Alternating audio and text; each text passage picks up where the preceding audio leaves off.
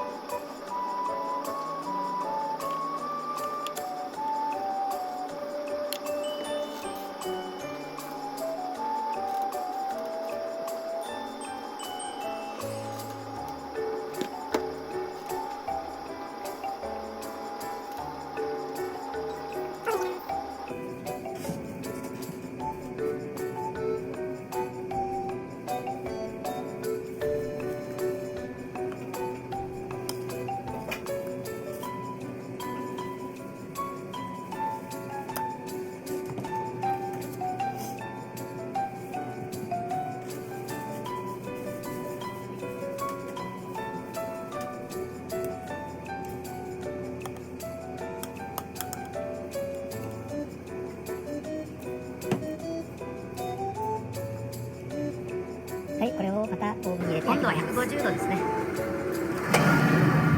感じで揚げてます。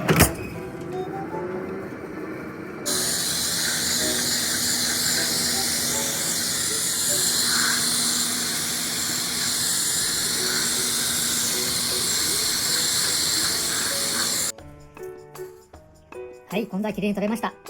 これを着色してみたいと思います。うまくいくでしょうか。今度はもう筆は使わずにエアブラシで作ってみたいと思います。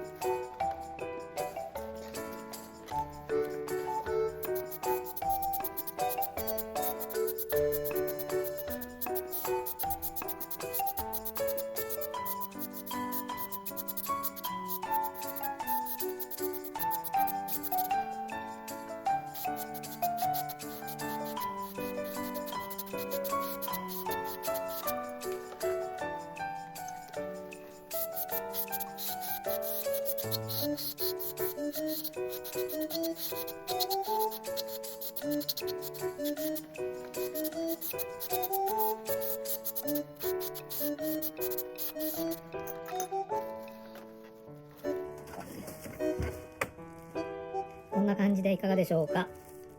もうちょっとね、本物のが濃いんですけども、いい感じになってきましたね。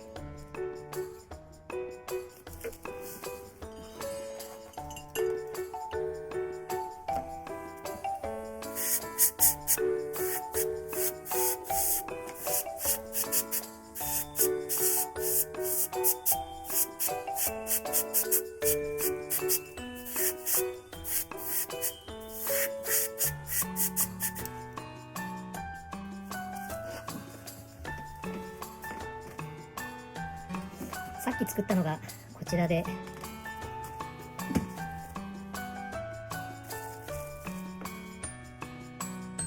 これがいいでしょうね。こんな感じになりました。本物とね比べるといつも言うんですけれども、ちょっと違うんですけども、これでも十分騙せるレベルではないでしょうかね。これはちょっとダメでした。そんな感じで完成にしたいと思います。完成です。おしまい。